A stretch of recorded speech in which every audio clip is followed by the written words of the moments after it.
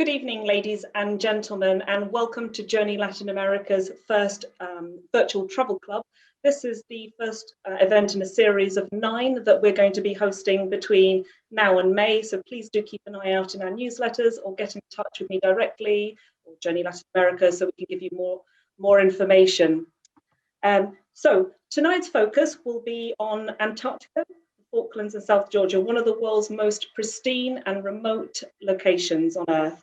And joining us this evening is Lina Fuller, our very own senior travel expert from Journey Latin America.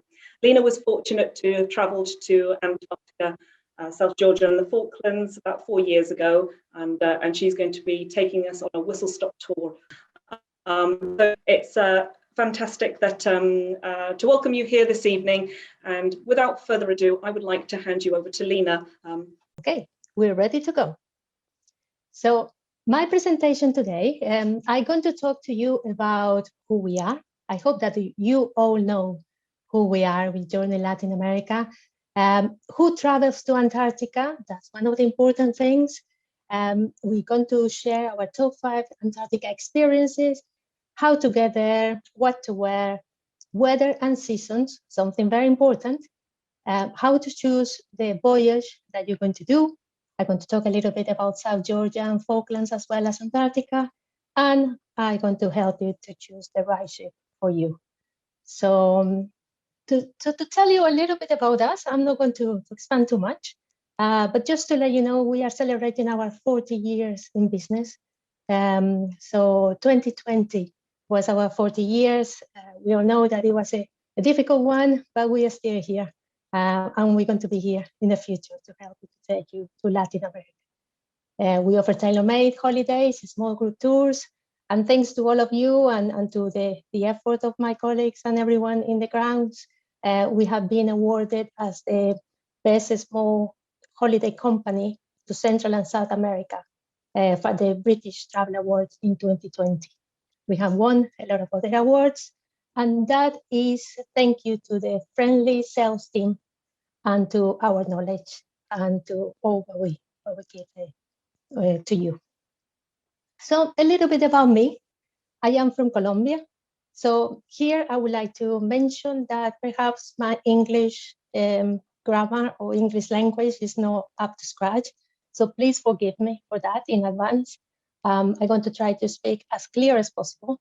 But if for any reason you don't understand, please let Laura know and we just try to correct it. Yeah. I have traveled extensively worldwide, and in Latin America, I have been to 17 out of 21 countries. So I think that I know a little bit of the continent. I have been working in Journey Latin America since 2003, so nearly 20 years, sharing my experience and sharing my knowledge to all of you. And the reason why I'm here is because in 2016, I traveled to Falklands, South Georgia, and Antarctica. So I traveled in the ship, the Babylon, which unfortunately is now doing research instead of taking passengers to the continent. So why book with Journey Latin America? First, because we know everything, every single part of the continent. If you want to ask any question, I'm sure that somebody in the company has been to the place. So we can talk to you from our first knowledge. You are with us from beginning to the end of the trip. We're not going to put you to any admin team or anything like that. So you are, you know who you're talking to. Our local partners have been selected, very well selected by us. Some of them have been with us from the beginning. And definitely, another thing is that you know that when you are in Latin America, you have, and you have an emergency, you have somebody here who can help you. And now, this year has been a difficult one for everyone, but something that we want to pass on is the confidence to continue traveling once everything is allowed. So once we see that the green light is given. And for that, something that you need to be aware is that we are we have a fully financial protection, and as well we have a flexible booking policy. So just give us a call and we will tell you everything about it. So how to book your holiday? We have a couple of brochures that you can download from our website. You can always give us a call and we can send you a printed copy. But here I want to mention that definitely Antarctica could, well, in this case, Antarctica is the one that you need. But we can just send you one, or you can.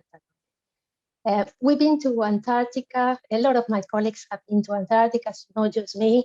So anyone, you can just call our office and somebody will be able to talk about that experience. So now let's start our journey. Let's go to Antarctica.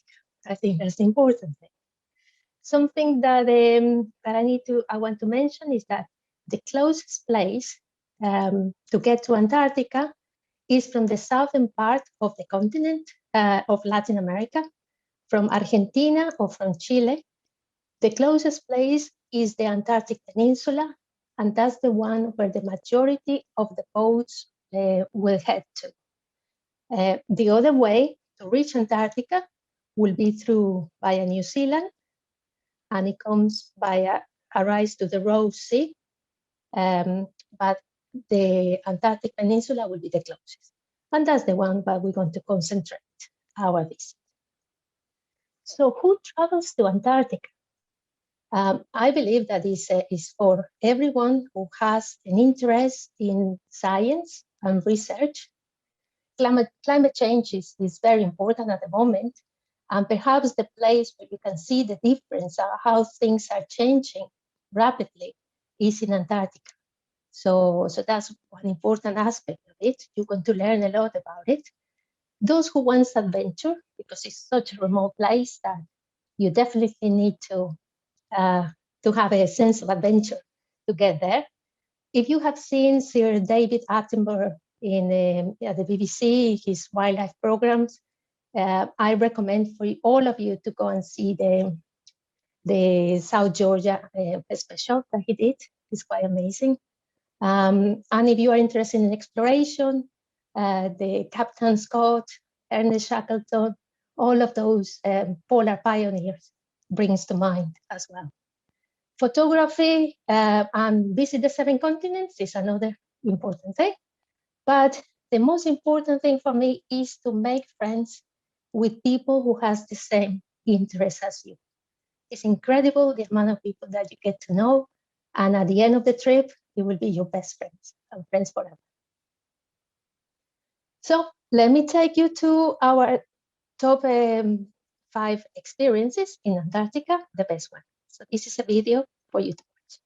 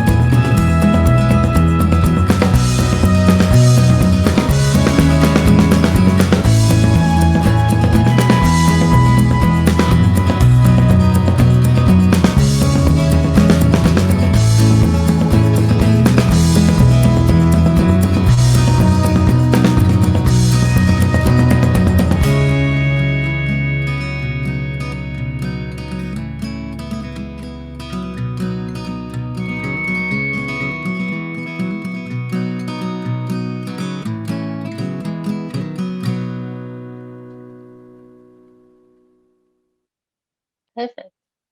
So I thought that inspired you a little bit to go there. So everyone is asking me like, how long should I go for a trip to Antarctica? If you just want to do an Antarctica trip, you need to count as well the days when you are flying, the pre and the post accommodation, and you are considering 2 weeks as the minimum for your trip.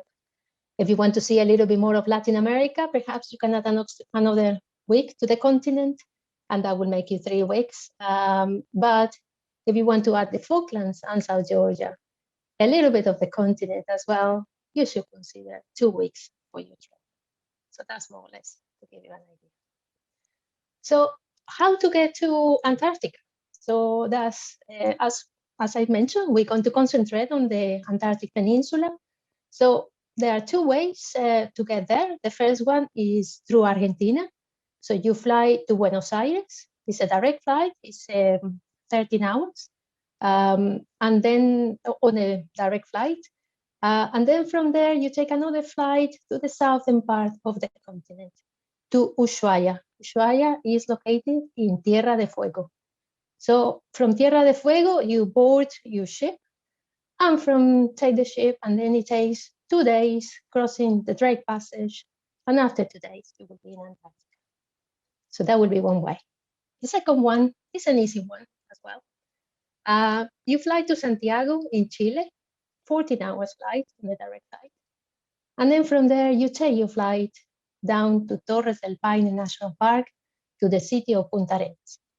From Punta Arenas, you have 2 options to get to Antarctica. One is to take a short flight to the Falkland Islands, where you will take your ship, and then you continue south that way. The other one is to fly straight to Antarctica, to the South Shetland Islands, and then board your trip. So 2 easy ways. The Drake Passage. Everyone has this fear or is afraid of the Drake. Sailors and the stories that we've been told about how horrible the Drake is. It comes to mind. I want to tell you that don't take that into consideration. It doesn't always happen that the Drake is a bad one. It can happen, yes, I don't deny that. Because you can have currents or winds coming from all sides, and they all mix in this area. Sometimes people call it the blender. So yes, it can be bad, but it can be good. It can be something that we call the lake Drake, and it can be as flat as being on a lake. So what you need to do is before you fly, just ask your doctor to give you some tablets, and you may be able to sleep for 2 days in case you have bad weather. So once you get to, remember, if you go to Argentina, you fly to Tierra de Fuego, you get to Ushuaia, beautiful city at the end of the world. And from there, you take your ship, and then you cross the Drake. So what do you do on those 2 days when you are crossing the Drake? I just want to tell you that this can be a bad crossing of the Drake, but this was my crossing. So it can be very pleasant and very nice. What do? You have a lot of talks. It's a lot of experts in Antarctica, in the subject, on all the boats that goes to Antarctica. You have a historian, you have a photographer, you have a glaciologist, a biologist, ornithologist. Basically, you learn a lot about the area. You learn about climate. You learn about safety. You research and everything. It is incredible the amount of knowledge that you get of a place. And for me, the most important thing is that as well the client or the people who travels there, who has an interest in going there, they know a lot. So it creates a lot of good discussions when you go to this chat.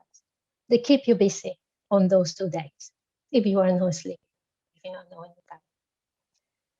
The other way to get to Antarctica, of course, is when you fly to Chile, to Punta Arenas, to Tierra de Fuego in the southern part of the continent, and then you take the flight.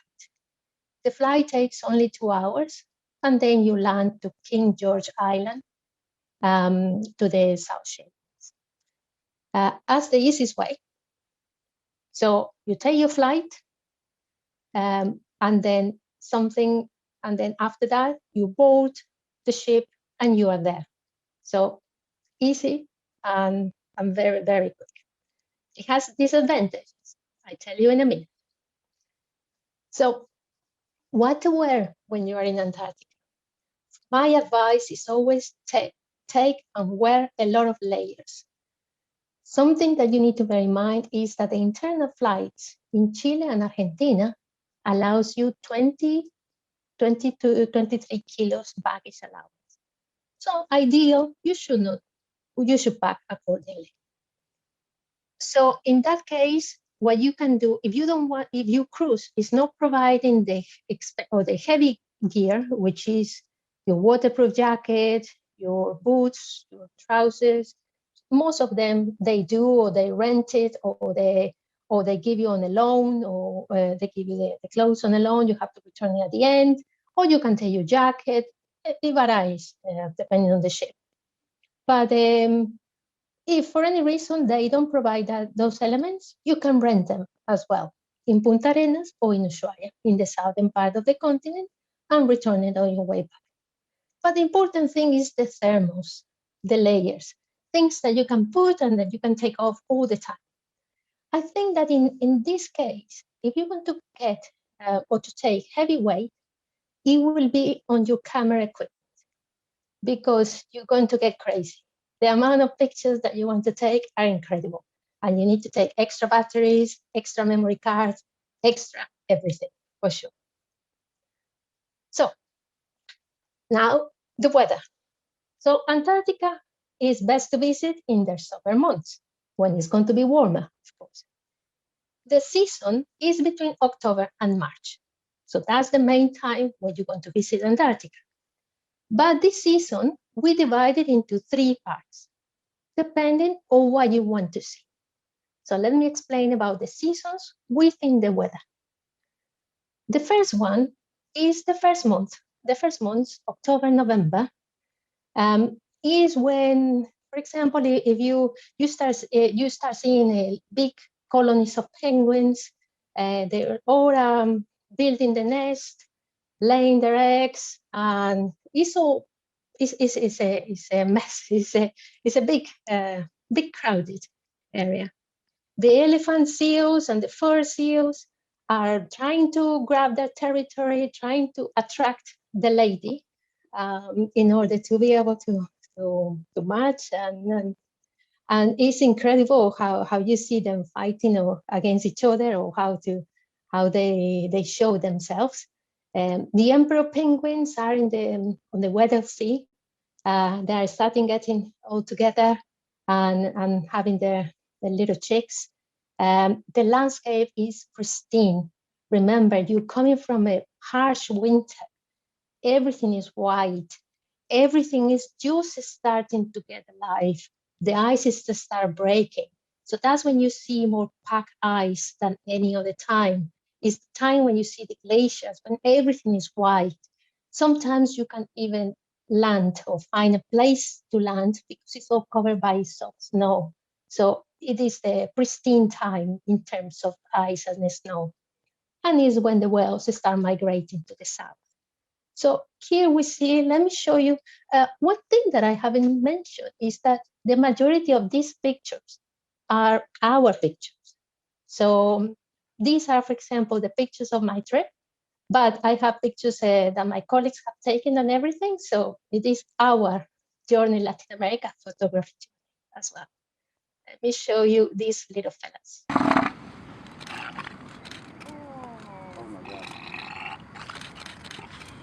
I need scale. Can you stand over there?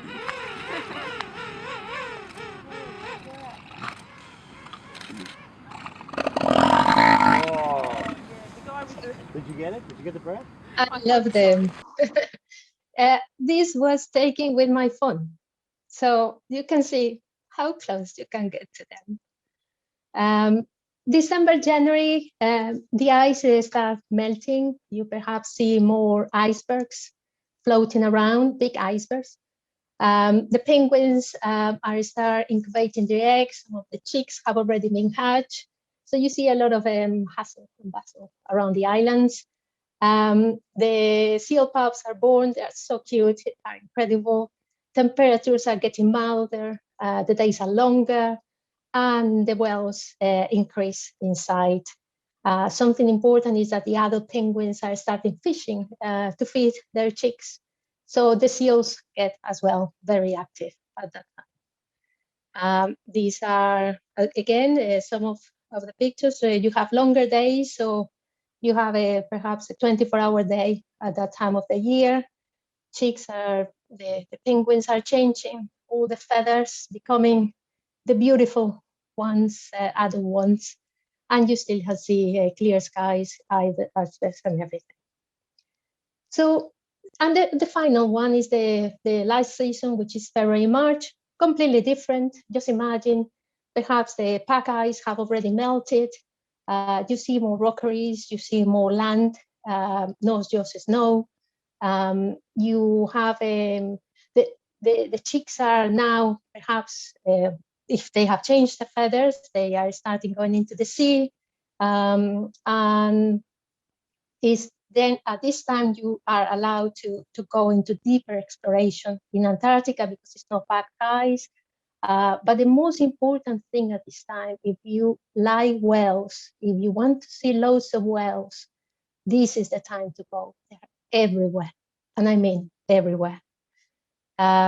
These are perhaps, this is a blue whale.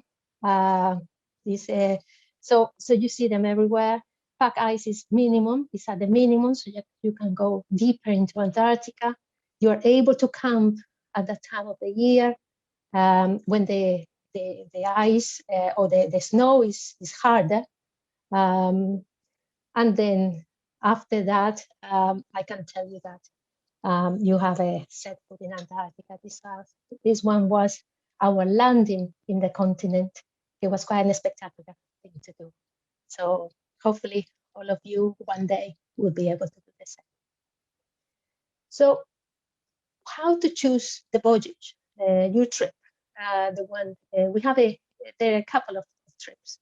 How to choose the one for you?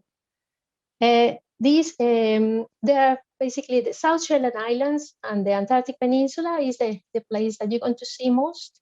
Some ships will come down to the Weddell Sea to be able to see penguins. You can see them around Snow Hill Island, the emperor penguins, sorry, to be specific. Or other ships are able to head as far south as possible towards the Antarctic Circle. So let's talk about the trips. The classic Antarctica. Classic Antarctica will be about 10 to 12 days. It means that you will be in the continent, in Antarctica itself for about 6 to 8 days. Remember that the other 4 are crossing the Drake. So you have 2 days crossing there and 2 days back. We're giving you an idea of cost starting from this price, but the price can change depending on the ship that you choose and the style and how luxury you want to go in it. Sorry, I want to mention something here. It's important to know that when you go to Antarctica, you don't need to have something specific that you want to see. There are places that are famous. For example, Deception Island the temperatures of the island are warmer than any other place. Or you have Elephant Island as well. It's quite a lot of names that perhaps have come in the through the history or through journeys or stories that we have here. Important is because the landings on every point on these islands, on these sites, will depend on the weather, will depend on how many boats are around. No 2 boats cannot be in the same island, for example. They cannot do the same landing. So they all coordinate themselves because only 100 people can land in one space and one time. So this is important because when you see our itineraries, we don't specify where you are going. It means that it depends on the trip, and it will be at the last minute when you will find out if you will be able to go to some places. So this is our classic. The next one is the Antarctic Circle. Is about 2 more days into the holiday. The price increased a little bit, but you head as far south as possible. Not all the boats are able to go to this place because it's a lot of pack ice, and it has to be strong ships that will be able to break through that ice. And the other one is the Weddell Sea. The Weddell Sea is in this part. Why this is important is because I believe that since the Disney movie of Happy Feet was released, a lot of people got to know the Emperor Penguin, and they all want to see it. And sometimes this is perhaps the most difficult penguin to see in the world because it lives in the remote inland, really in the remote part of Antarctica. In this part of the Weddell Sea is a colony, and that might be an option to see them. I would say an option because about 50% of the times that they go there, they are able to see the emperor penguin. So it's never guaranteed. How do you go and see the emperor penguin? You travel. This is the Ortelius, the ship that we use. They have a helicopter on board, and then they will be able to fly to see the penguin colony. Sometimes they can land, sometimes the ice conditions are impossible, so you will be able to see from the air, but sometimes you can get close to them. So 50% of the times you will be able to see it, but this is your biggest chance to see it.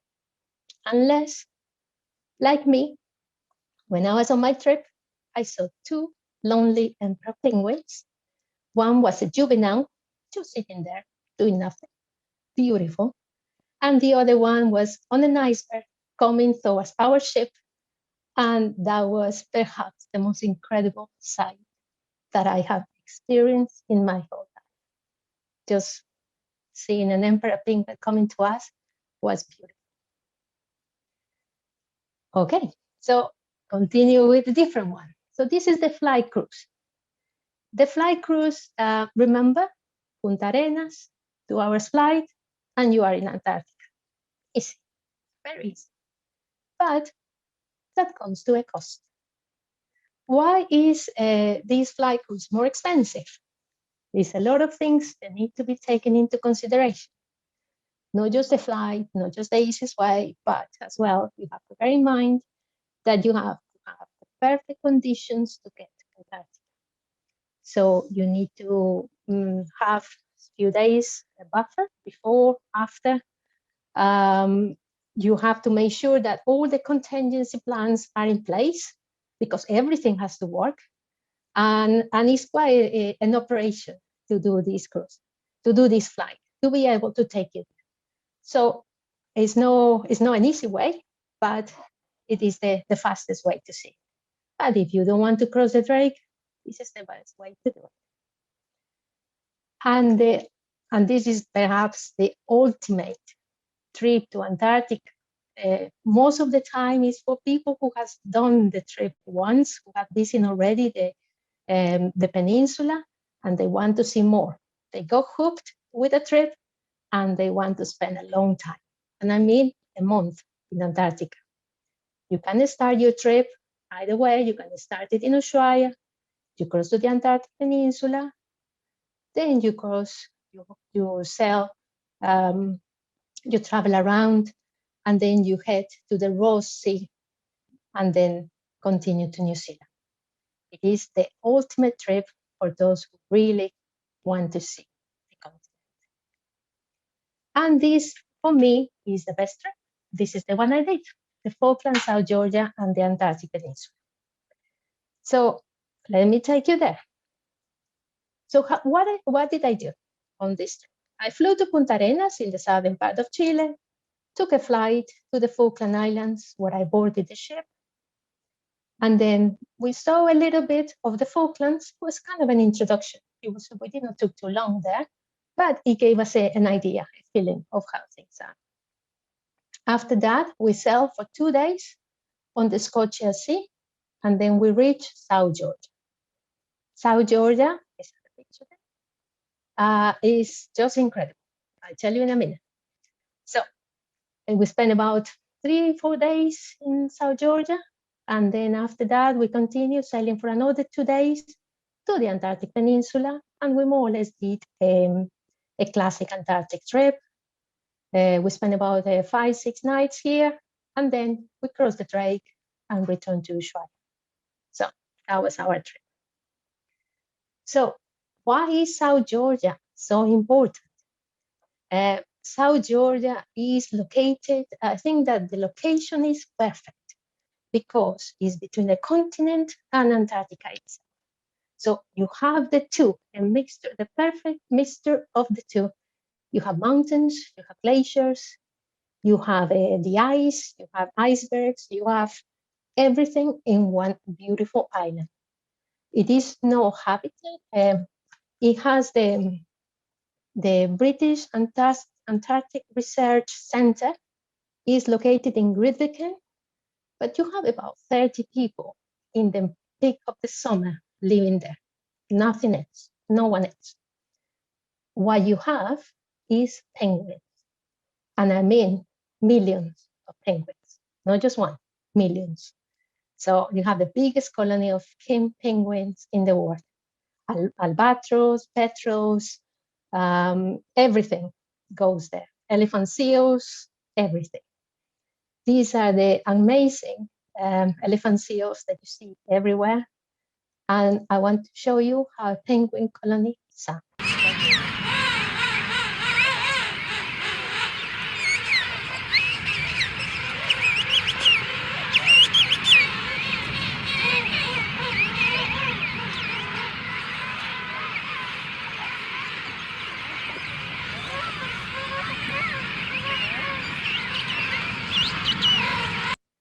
Quite impressive, I can tell you.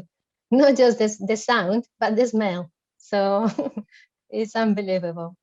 But then you look, it's green, and you have icebergs, and you have mountains, and you have penguins. It's incredible. You just sit there, and you think you are in a documentary. It's no other way. It's just being surrounded by a million penguins. It takes your mind away. Something important as well, South Georgia is very important because it has a lot of history. I don't know if you have heard about Ernest Shackleton. For me, it's a fantastic story. And I was fascinated when I was on the ship and they were telling us all these things. If you can watch a documentary or read a book about him, please go and do so because it really will trap you.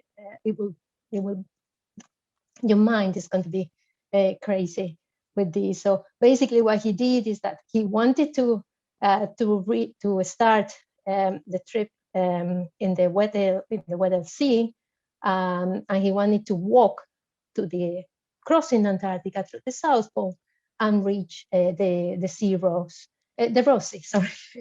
And what happened is that when he was very close, I think it was a day before he reached his camp, it was a very heavy packed ice and the ship got stranded. And they spent about 10 weeks and the pack ice was taking the ship. Instead of taking them south, it took them north. And they were just trapped basically there until 10 weeks after the ship, the ice pack broke the ship and it sank. So then he decided to take his couple of rowboats with all his crew, and they took the boats through the pack ice, and they managed to reach somehow Elephant Island. When he was in Elephant Island, he decided to leave his second in command, Frank Wald, in charge of looking after his crew, and then he kind of somehow took his rowboat and then reached South Georgia. How did he do it? It's incredible. It's just a miracle. Because he didn't have any navigation equipment or anything. So it was just got there by luck. After that, he crossed the mountains with no experience, no equipment, no nothing. And then he managed to get to the Stromness, where there was a weather station, and just asked for help. All of his crew, 27 men, were alive at the end of this incredible trip. He saved everyone. An incredible story. I asked you to read more about it because it's fascinating. So it's important to learn about your penguins. So now we know about the emperor. These are the king penguin, the one that you see in South Georgia. So you see the difference in size. But I want to tell you here that these are the penguins that you see in Antarctica, in the whole region. But as you can see, there are 5 of these species. You can see them in Falklands. So if any of you is not good for sailing, it's not good to be on a ship for a long time, it suffers from seasickness, but loves wildlife, and you still want to see the penguins, you don't have to go to Antarctica. You can stay in Falklands. So it takes me to the Falkland Islands, the beautiful introduction to South Georgia and Antarctica. You fly to Port Stanley, that's the capital. I think that we all know a little bit of Falklands. Port Stanley is like if England in the 1950s, not much happens there. I believe that there are more pubs than shops, so you can have a pint with your fellows, and you can definitely enjoy the English life of the 50s. But the most beautiful part of Falklands is the scenery. You have green, beautiful scenery, and you have the wildlife as well, in a small quantities, not the large quantities that you see in South Georgia, but you have a little bit of everything, and perhaps more variety as well. So these are pictures of, for example, of one of my colleagues who stay there. And this is the way to travel. You are on a 4x4s. Just imagine you are on a safari, more or less. You take a small planes, you get to small villages where perhaps only one lodge, one hotel. So, but you are in a very beautiful remote area. So if you or one of your partners don't want to go to Antarctica, then Falklands will be the option. So people ask me always, what else can I do in Antarctica? I just don't want to see only ice and icebergs. I want to do something else. Well, the thing is that you have a lot of options. You can see kayaking, you can skiing, you can hiking, you can camp on ice. This is a picture of my colleague Mary camping in Antarctica in the month of February. So it's an incredible experience. I couldn't do it, but she did it and she tells that it's fantastic. You can kayak. This is something that needs to be pre-booked. When you book your cruise, if you want to kayak, you cannot decide there. You have to pre-book this part in advance because it's only a few kayaks available. And it has an additional cost as well if you want to do the option. But colleagues who did it, they said that it was a very different way to see the continent. You have the options of hiking, but you don't need to be a hiker to do anything. They give you options. They divide the groups normally in people who wants to do long hikes, extraneous activities, or those who just want to land and take pictures from the zodiac. So they all adapt to all the conditions of everyone, and they offer options. And to see the wildlife, which is fantastic. For photographer, this is incredible. Again, this was my colleague Mary in February, taking pictures of whales, very close. It was incredible how close she was from them. I didn't see them. I was there in November, and the whales are far away. But if you go in February, you will be overwhelmed, definitely. And here I want to mention that a lot of the boats that goes to Antarctica, because they help with research, they help with they have a lot of strong environmental policies. They take researchers to the continent as well as tourists. So perhaps on your departure, you will have scientists who perhaps are tagging wells on your trip, and you can take part of it. So that's as well another beauty of the trip. You can learn about the environment and know what is around, and you can be part of it. So that's an incredible way to research and to be part of something important. Um, there are ways to entertain you. One is making a barbecue if you have the right weather conditions. This was a barbecue on my boat. You can do yoga classes. Most boats will have a sauna or a hot tub, a heated swimming pool, some of them, if you go to the luxury ones. And you can as well be adventurous. As I did, and jump into the sea and freeze yourself. It's an experience, I can tell you. But for me, one of the most beautiful things is the landscapes. The landscapes are stunning. It changes with the weather. Depending on every morning, the weather was different, and every morning you have a different experience. I can tell you that the ice looks different depending on the conditions that you have around you. So it's incredible. You see loads of different shapes on the ice, small ice, a small piece of ice, or a big shape. For me, it was this kind of, I describe it as my polar bear of Antarctica. By the way, there are no polar bears there, but you can see them in the ice. So, but the weather can change. It can become bad. So even though my pictures are fantastic because I had incredible weather, you can still have bad weather in Antarctica. So you have to be prepared for everything. So just make sure that you have an open mind when you go there. But even in bad weather, it looks nice.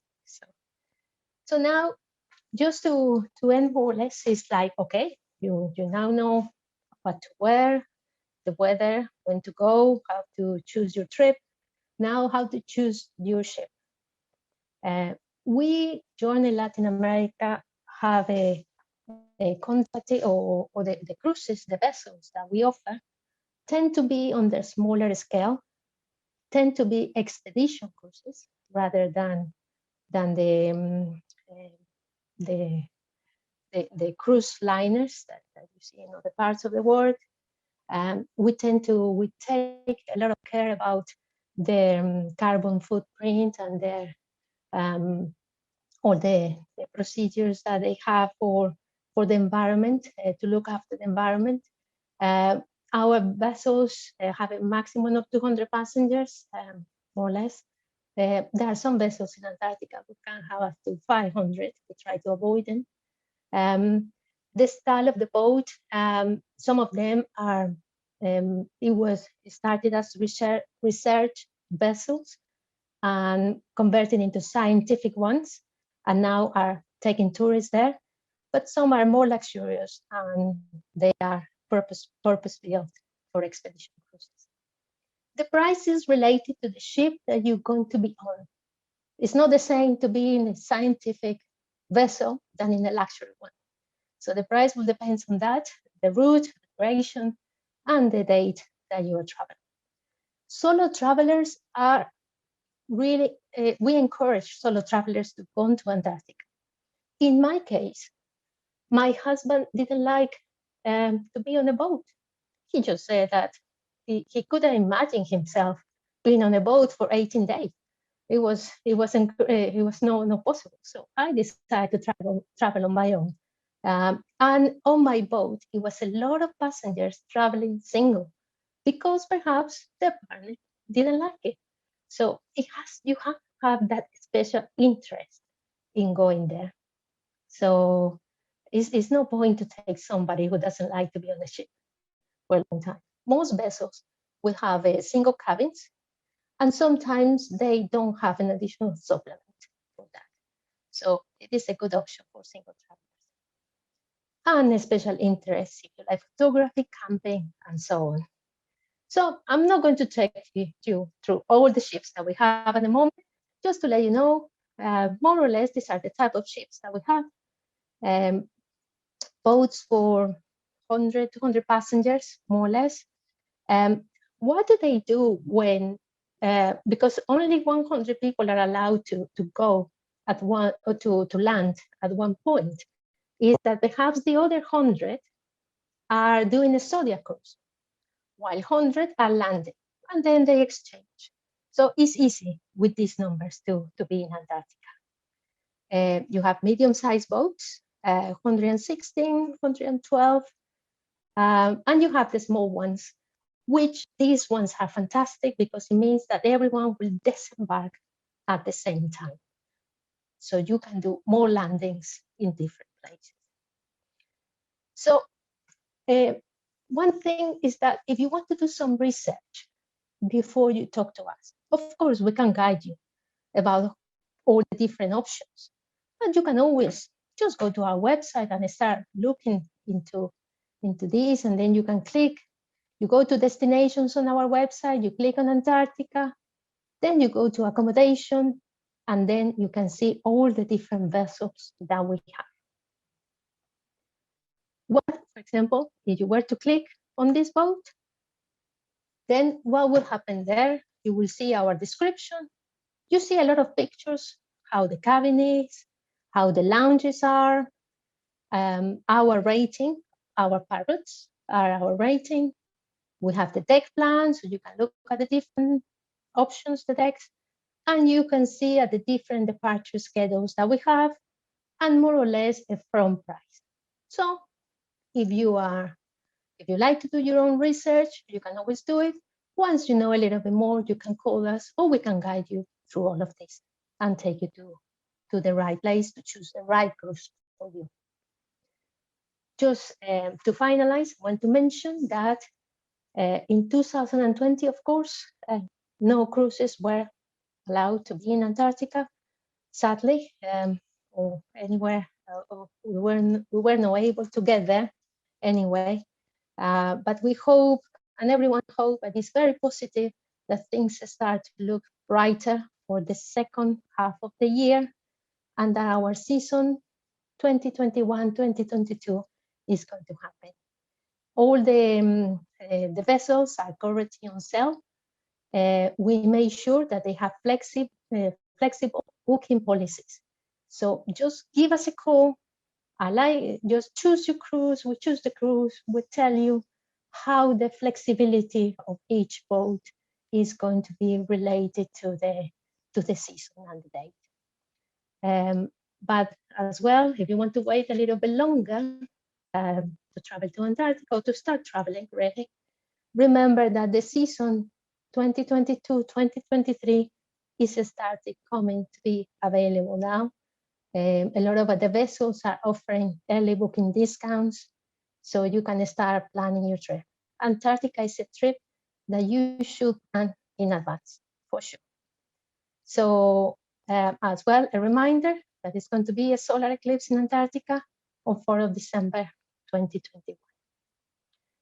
And well, I think this is the end of my big trip to Antarctica. Just a quick reminder that Chile and Argentina, as I said, are linked to Antarctica. So on our next chats, we're going to talk to you about these destinations. So we have a next webinar on 9th of February at 7 p.m. My colleague Mary is going to do it, the one who was camping earlier or taking pictures of whales.